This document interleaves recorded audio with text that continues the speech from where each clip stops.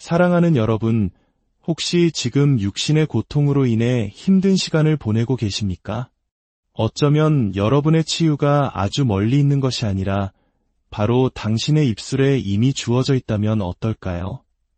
죽은 자 가운데서 예수님을 다시 살리신 그 동일한 능력이 바로 지금 이 순간 여러분의 몸 모든 세포 하나하나를 만지고 회복시키며 새롭게 할 수 있다는 사실을 알고 계셨나요? 우리는 더 이상 어떤 특별한 순간이나 능력 있는 설교자 혹은 의사로부터의 새로운 소견을 기다릴 필요가 없습니다. 하나님의 치유 능력은 그분의 말씀을 통해 이미 이 세상에 풀어졌습니다. 그리고 오늘 우리는 간구나 희망사항이 아닌 믿음의 선포를 통해 그 능력을 활성화시키는 법을 배우게 될 것입니다. 본격적인 말씀에 들어가기 앞서 이 희망의 메시지가 누군가에게 큰 힘이 될 것이라 믿으신다면 잠시 시간을 내어 이 영상을 공유해 주시길 부탁드립니다.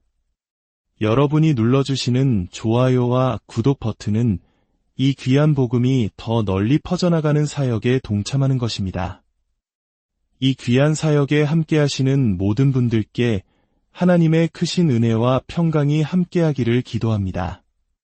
이제 하늘의 모든 권능을 담고 있는 강력한 3가지 성경 구절을 선포하며 당신의 삶에 기적을 일으킬 준비를 하십시오.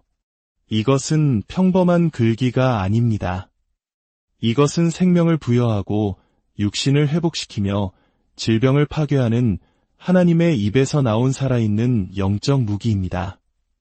당신이 이 말씀을 흔들림 없는 믿음으로 담대하고 꾸준하게 선포할 때 영적인 영역뿐만 아니라 당신의 육체 안에서도 놀라운 변화가 시작될 것입니다. 고통의 사슬이 끊어지기 시작하고 아픈 증상들이 변화하며 잃었던 힘이 다시 돌아올 것입니다. 질병이라는 무거운 짐 아래 사는 것에 지치셨다면 예수님을 통해 이미 당신의 것이 된 건강을 되찾기 위해 일어설 준비가 되셨다면 마음을 열고 당신의 영을 집중하십시오. 이제 하나님의 말씀이 당신의 약이 되고 당신의 기적이 될 것입니다. 믿음의 고백은 우리의 유한한 육체를 하나님의 초자연적인 말씀과 연결하기에 치유의 능력을 활성화시킵니다. 믿는 자가 의심 없이 완전한 확신을 가지고 하나님의 말씀을 담대하게 선포할 때 온 우주를 창조하신 바로 그 능력이 풀려나게 됩니다. 하나님께서는 그분의 말씀이 단지 조용히 읽히거나 머릿속 지식으로만 저장되기를 원치 않으셨습니다. 말씀은 믿는 자의 입을 통해 선포되고 선언되며 세상에 풀어지도록 의도되었습니다. 로마서 10장 10절은 말씀합니다. 사람이 마음으로 믿어 의에 이르고 입으로 시인하여 구원에 이르느니라. 이 구원의 원리는 치유를 포함한 하나님의 모든 약속에 동일하게 적용됩니다. 치유는 침묵 속에서 동의한다고 해서 찾아오지 않습니다. 당신의 영 안에서 믿음이 솟아오를 때, 그리고 하나님께서 당신의 몸에 대해 이미 선포하신 말씀을 당신의 입으로 담대하게 말할 때 찾아옵니다. 너무나 많은 신자들이 자신의 입을 열어 치유를 선포하기 전에 어떤 표적이나 나아지는 느낌 혹은 증상의 변화를 기다리고 있습니다. 그러나 믿음은 물리적인 증거를 기다리지 않습니다. 믿음이 바로 그 증거를 창조합니다. 예수님께서는 내가 나았다고 느껴야 나을 것이다 라고 말씀하지 않으셨습니다. 그분은 산을 향해 말하라고 하셨습니다. 그 산은 암일 수도 관절염이나 고혈압 혹은 다른 어떤 질병일 수도 있습니다. 그리고 그 산은 권세를 가진 믿음의 목소리가 자신을 향해 직접 선포하는 것을 듣기 전까지는 결코 움직이지 않을 것입니다. 믿음으로 선포되는 하나님의 말씀은 결코 공허하거나 약하지 않습니다. 그 말씀은 살아있고 어떤 양날선 검보다도 예리하며 치유의 능력으로 가득 차 있습니다. 당신이 그가 채찍에 맞음으로 나는 나음을 입었도다 라고 선포할 때 당신은 단순한 소망을 말하는 것이 아닙니다. 당신은 예수 그리스도의 보혈로 인쳐진 법적으로 유효한 영적 진리를 집행하고 있는 것입니다. 고백의 힘은 한 번 말하는 데에 그치지 않습니다. 당신의 육신이 말씀과 일치할 때까지 계속해서 말하는 데에 있습니다. 증상이 악화될 때에도, 의사가 부정적인 진단을 내릴 때에도, 당신의 감정이 두려움에 사로잡혀 비명을 지를 때에도 바로 그때가 더욱 강하게 말씀을 붙들고 선포해야 할 때입니다. 당신은 육체적으로 연약함을 느낄지 모르지만 당신의 영은 강건합니다. 당신이 치유의 말씀을 선포할 때마다 당신은 당신의 마음이라는 토양에 영적인 씨앗을 심고 있는 것입니다. 그리고 그 씨앗은 결코 헛되이 돌아오지 않습니다. 그 씨앗은 자라나 하나님께서 보내신 목적을 반드시 성취하고야 맙니다. 당신이 믿음으로 치유의 말씀을 고백하기 시작하는 순간 보이지 않는 영적 세계에서는 놀라운 일들이 일어나기 시작합니다. 천사들이 동원되고 악한 영의 억압이 무너지기 시작합니다. 당신의 몸은 말씀에 반응하기 시작합니다. 즉각적으로 느끼지 못할 수도 있지만 치유는 이미 시작되었습니다. 믿음의 고백은 당신의 입을 세상의 사실이 아닌 하늘의 진리에 맞추게 합니다. 당신이 아프다는 것은 사실일 수 있습니다. 그러나 예수께서 채찍에 맞으심으로 당신이 나음을 입었다는 것은 진리입니다. 당신이 고통 속에 있다는 것은 사실일 수 있습니다. 그러나 그리스도를 죽음에서 일으키신 바로 그 성령께서 당신의 죽을 몸도 살리신다는 것은 진리입니다. 사실은 변할 수 있지만 진리는 영원히 변하지 않습니다. 하나님의 말씀이 곧 진리입니다. 그리고 당신이 진리를 꾸준히 선포할 때 이 땅의 모든 사실들은 그 진리 앞에 무릎을 꿇게 될 것입니다. 이것이 바로 사탄이 당신의 입을 닫게 하려고 그토록 애쓰는 이유입니다. 사탄은 침묵하는 신자가 곧 무력한 신자라는 것을 잘 알고 있습니다. 그러나 당신이 입을 열어 흔들리지 않는 믿음으로 치유를 선포할 때 당신은 사탄이 감히 저항할 수 없는 영적인 강타를 날리는 것입니다. 당신의 몸은 당신의 말을 듣고 있습니다. 잠언 18장 21절은 죽고 사는 것이 혀의 힘에 달렸나니 라고 말씀합니다. 당신이 나는 치유되었다 라고 말할 때 당신의 세포들이 반응하기 시작하고 면역 체계가 깨어나며 모든 장기들이 하나님께서 설계하신 대로 정상적으로 기능하기 시작합니다. 하나님의 치유 능력은 당신의 말이 마법 같아서가 아니라 당신의 말이 그분의 말씀으로 채워져 있기 때문에 당신의 고백을 통해 풀어지는 것입니다. 그리고 그분의 말씀은 결코 실패하지 않습니다. 당신의 고백은 당신 주위에 보호막을 형성하고 당신의 몸 안에 치유의 환경을 조성합니다. 질병이 번성할 수 없는 영적인 기후를 만들어내는 것입니다. 당신의 입을 치유의 말씀으로 가득 채우고 패배나 두려움의 말을 거부할 때 당신은 하나님께서 일하실 수 있는 재료를 드리는 것입니다. 하나님께서는 당신의 감정이나 의견이 아닌 그분의 말씀을 행하십니다. 그렇기 때문에 조용히 치유를 믿는 것만으로는 충분하지 않습니다. 반드시 입으로 선포해야 합니다. 아침에 선포하고 밤에도 선포하십시오. 몸이 좋을 때도 더 나빠질 때도 선포하십시오. 말씀의 능력이 당신 몸의 연약함을 압도할 때까지 계속해서 말하십시오. 믿음은 당신의 목소리로 활성화됩니다. 믿음으로 선포된 말씀은 질병을 뿌리부터 파괴하는 강력한 영적 무기입니다. 다른 누군가가 당신을 위해 말해주기를 기다리지 마십시오. 완벽한 순간을 기다리지 마십시오. 그 능력은 이미 당신의 입에 있습니다. 지금 바로 말하십시오. 담대하게 말하십시오. 믿음으로 말하십시오. 그것이 바로 치유가 풀어지는 방식입니다. 잠언 4장 22절은 말씀합니다. 그것은 얻는 자에게 생명이 되며 그의 온 육체의 건강이 됨이니라. 하나님의 말씀은 단지 영적인 위로가 아닙니다. 그것은 약입니다. 신성하고 초자연적인 치유의 약입니다.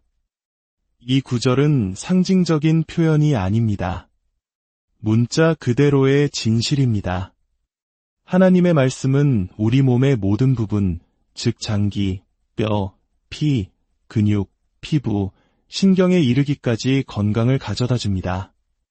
우리가 시간을 내어 말씀을 묵상하고 선포하며 마음으로 받아들일 때 말씀은 결코 실패하지 않는 신성한 처방전처럼 일하기 시작합니다.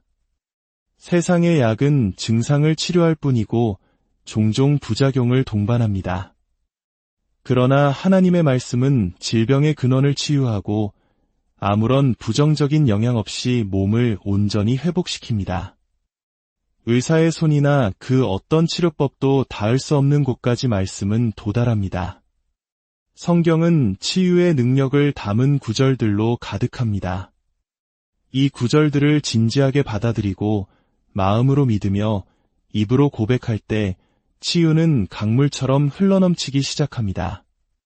우리가 세상의 약을 어떻게 대하는지 생각해 보십시오.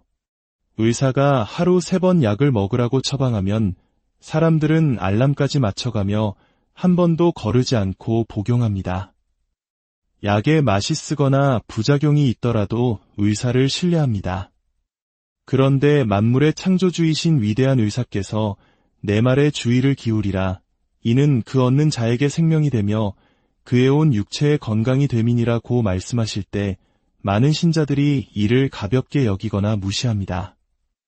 그분은 우리 몸을 창조하신 분이시기에 어떻게 회복시켜야 하는지 가장 정확하게 알고 계십니다.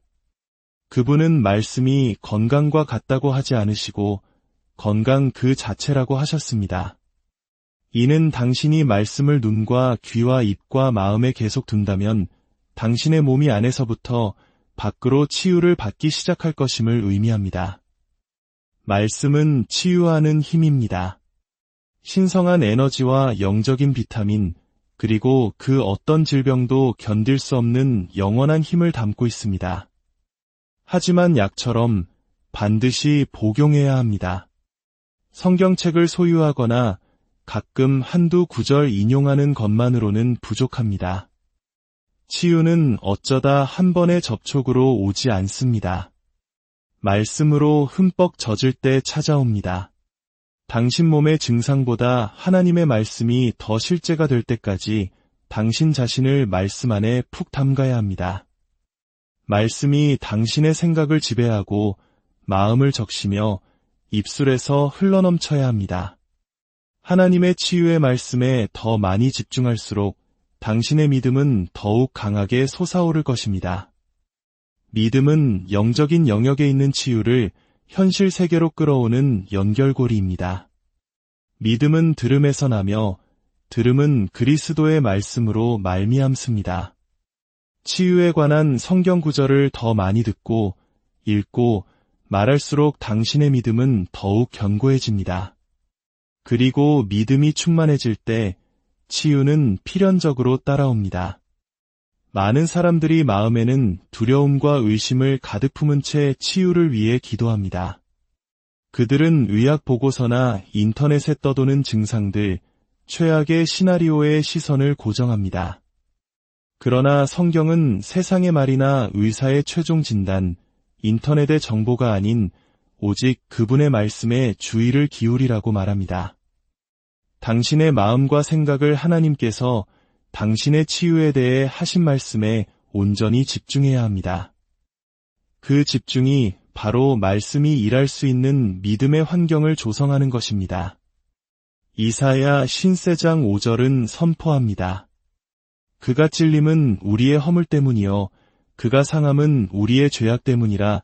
그가 징계를 받음으로 우리는 평화를 누리고 그가 채찍에 맞음으로 우리는 나음을 받았도다. 이것은 시적인 표현이나 영적인 은유가 아닙니다. 우리 치유의 근간을 이루는 신성한 진리입니다. 예수께서 겪으신 고난은 우리의 죄를 없애는 것에 국한되지 않았습니다.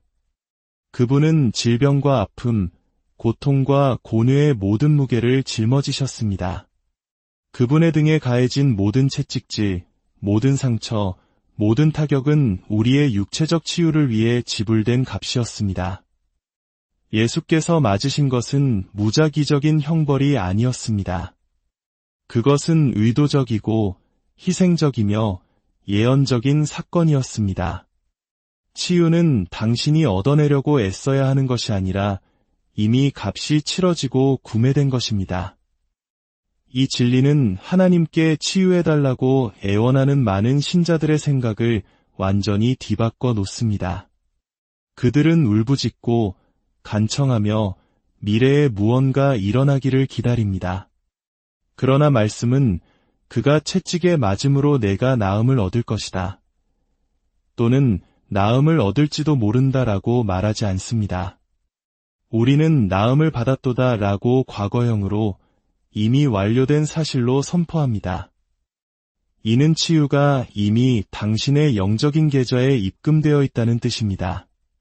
당신이 치유를 받기 위해 기다릴 필요가 없습니다. 그것은 그리스도의 완성된 사역을 통해 이미 허락되었습니다. 당신의 역할은 그것을 믿고, 받고, 입으로 선포하는 것입니다. 이 진리를 깨달을 때 당신은 치유를 얻으려 애쓰는 것을 멈추고 당신의 치유를 집행하기 시작합니다. 당신은 죄에 대해 권세를 행사하듯 질병에 대해서도 하나님의 말씀의 진리를 선포하고 거짓에 굴복하기를 거부함으로써 권세를 행사하게 됩니다. 당신이 그가 채찍에 맞음으로 나는 나음을 입었도다 라고 말할 때마다 당신은 어떤 일이 일어나기를 바라는 것이 아니라 영적 세계에서 이미 법적으로 당신의 소유가 된 것을 선포하는 것입니다. 당신은 치유를 위해 싸우는 것이 아닙니다. 예수께서 이미 승리하신 그 승리 위에 굳건히 서 있는 것입니다. 이는 당신이 기도하는 방식, 말하는 방식, 생각하는 방식을 변화시킵니다. 더 이상 구걸하는 자처럼 하나님께 나아가지 않고 그리스도 안에서 자신의 권리를 아는 하나님의 자녀로 당당히 서게 됩니다. 누가복음 10장 19절은 선포합니다. 내가 너희에게 뱀과 전갈을 밟으며 원수의 모든 능력을 제어할 권능을 주었으니 너희를 해칠 자가 결코 없으리라. 이것은 상징적인 말이 아닙니다. 예수님께서 믿는 자에게 합법적으로 권세를 이양하신 것입니다. 예수께서 죽음과 장사됨과 부활을 통해 사탄을 패배시키셨을 때 그분은 사탄의 권세를 빼앗아 그 권세를 교회, 즉 우리에게 주셨습니다. 여기에는 모든 형태의 질병과 악한 영의 영향력에 대한 권세가 포함됩니다. 질병은 단순히 의학적인 문제가 아니라 영적인 문제입니다. 신자는 저주에서 속량되었습니다. 이는 예수께서 이미 정복하신 것을 당신이 용납할 필요가 없다는 뜻입니다. 당신에게는 말하고, 명령하고, 저항하고, 이겨낼 영적인 권세가 주어졌습니다. 많은 신자들이 하나님께서 자신의 질병에 대해 무언가 해주시기를 기다리고 있지만 사실 하나님께서는 그들이 이미 주신 권세를 사용하기를 기다리고 계십니다. 그 권세는 하늘에서 내려와야 하는 것이 아닙니다. 이미 성령님을 통해 당신 안에 거하고 있습니다. 권세는 감정이나 직분, 기분에 근거한 것이 아니라 그리스도 안에서 당신의 위치에 근거합니다. 당신은 스스로 힘이 없다고 느낄지 모르지만 말씀은 당신이 그리스도와 함께 하늘에 앉아 있으며 모든 정사와 권세와 능력과 주관하는 자보다 훨씬 높은 곳에 있다고 말합니다. 그곳이 바로 권세의 자리입니다. 그 자리에서 당신은 희생자가 아닌 주인으로서 질병에게 말할 수 있습니다. 고통에게 떠나라고 명령하고 증상에게 멈추라고 말하며 장기들에게 정상적으로 기능하라고 명령할 수 있습니다.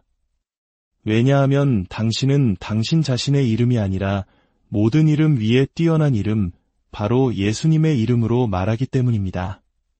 권세는 믿음으로 가득 찬 말을 통해 활성화됩니다. 예수님께서는 산에 대해 기도하라고 하지 않으시고 산을 향해 말하라고 하셨습니다.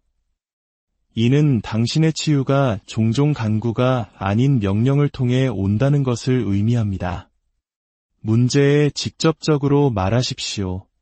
하나님께서 치유를 주저하시는 것처럼 고치달라고 구하지 마십시오. 그분께서 이미 주셨기 때문에 치유를 선포하십시오. 질병을 제거해달라고 구하지 마십시오. 예수님의 이름으로 질병을 꾸짖고 떠나가라고 명령하십시오. 치유를 받는 데 있어서 많은 신자들이 하나님의 능력을 믿지만 그 말씀이 담대하게 선포되어야 한다는 본질적인 진리를 놓칩니다. 침묵하는 믿음은 불완전한 믿음입니다. 마음으로 믿는 것만으로는 충분하지 않습니다. 그 믿음은 입으로 선포되는 말을 통해 표현되어야 합니다. 많은 그리스도인들의 문제는 치유의 말씀을 모르는 것이 아니라 말해야 할 때 침묵하거나 혹은 잘못된 것을 말한다는 것입니다. 불평, 두려움, 증상, 의사의 진단, 그리고 자신의 감정들을 말합니다. 통증이 얼마나 심한지, 얼마나 오래 앓았는지, 아무것도 효과가 없는지에 대해 이야기합니다. 그들이 그런 말을 할 때마다 그들은 자신이 벗어나려고 하는 바로 그 상태를 더욱 강화시키고 있는 것입니다. 당신이 고백하는 담대함은 당신에게 무엇이 속해 있는지를 아는 데에서 나옵니다. 당신은 하나님께서 무언가를 해주시도록 설득하려는 것이 아니기 때문에 권위를 가지고 치유를 말합니다. 그분은 이미 다 이루셨습니다. 당신은 단지 예수께서 그분의 죽음과 부활을 통해 이미 제공하신 것을 선포하고 집행하는 것뿐입니다. 이 담대한 고백은 반드시 지속적이어야 합니다. 단 한 번으로, 주일에만, 혹은 기분이 좋을 때만 해서는 안 됩니다. 아침에 눈을 떴을 때 통증이 여전할 때에도 말씀을 선포해야 합니다.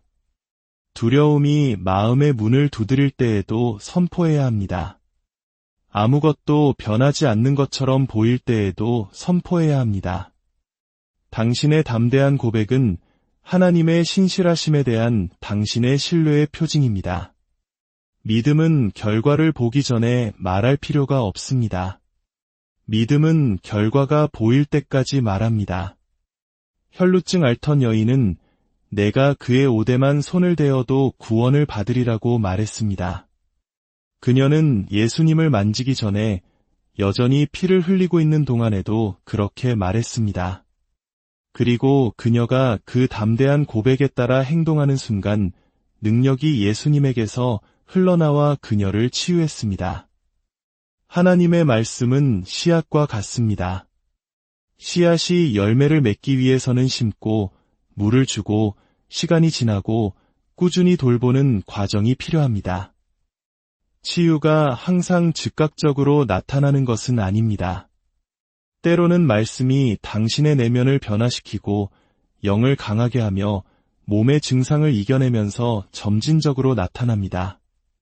그 치유 안에서 걷는 비결은 특히 치유되었다고 느껴지지 않을 때에도 계속해서 말씀을 선포하는 것입니다.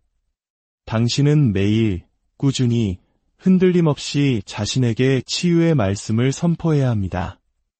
기분이 다르든 그렇지 않든 반복에는 힘이 있습니다. 당신이 그가 채찍에 맞음으로 나는 나음을 입었도다 라고 선포할 때마다 당신은 단지 문구를 반복하는 것이 아니라 영적인 진리를 강화하고 믿음의 분위기를 조성하며 두려움을 몰아내는 것입니다. 대부분의 사람들은 너무 빨리 포기합니다. 일주일 혹은 한 달 정도 말씀을 선포하다가 증상이 계속되면 효과가 없었다고 단정합니다. 그러나 말씀은 항상 일합니다. 변하는 것은 주변의 모든 것이 그렇지 않다고 소리칠 때 그 말씀을 굳게 붙들고 믿고 계속 선포하는 당신의 능력입니다. 갈라디아서 6장 9절은 말씀합니다. 우리가 선을 행하되 낙심하지 말지니 포기하지 아니하면 때가 이름에 거두리라. 여기에는 치유도 포함됩니다. 당신이 포기하지 않는다면, 계속해서 생명을 선포한다면 당신은 반드시 치유의 열매를 거둘 것입니다. 치유는 먼 희망이나 미래에 일어날 기적이 아닙니다. 그것은 예수님의 보혈로 확보되고 하나님의 말씀의 능력으로 전달되는 완성된 사역입니다. 치유받을 권세는 이미 주어졌습니다. 능력은 이미 존재합니다. 말씀은 이미 살아 움직이고 있습니다. 이제 남은 것은 흔들림 없이 그것을 믿고 선포하며 그 위에 굳건히 서는 당신의 반응뿐입니다. 이제 이 메시지를 듣고 있는 모든 분들을 위해 기도합니다. 전능하신 하나님 아버지, 당신의 자녀들이 지금 있는 바로 그곳에서 당신의 치유의 능력이 임하기를 기도합니다. 예수 그리스도께서 십자가에서 흘리신 보혈의 능력으로 모든 질병과 고통과 연약함의 사슬이 지금 이 순간 끊어지게 하옵소서. 머리부터 발끝까지 모든 세포와 조직과 장기가 하나님의 창조의 질서대로 온전히 회복되게 하옵소서. 마음에는 하늘의 평강을, 영에는 새로운 힘을 부어주시고 의심과 두려움 대신 흔들리지 않는 믿음으로 가득 채워주소서. 이들이 날마다 당신의 말씀을 담대히 선포하며 이미 예비된 치유의 기적을 온전히 누리게 하옵소서. 살아계신 우리 주 예수 그리스도의 이름으로 기도합니다. 아멘. 강건하십시오. 꾸준하십시오. 치유는 이미 당신의 것이며 지금 당신에게로 오고 있습니다. 하나님의 말씀은 결코 실패하지 않음을 기억하십시오. 주님의 이름으로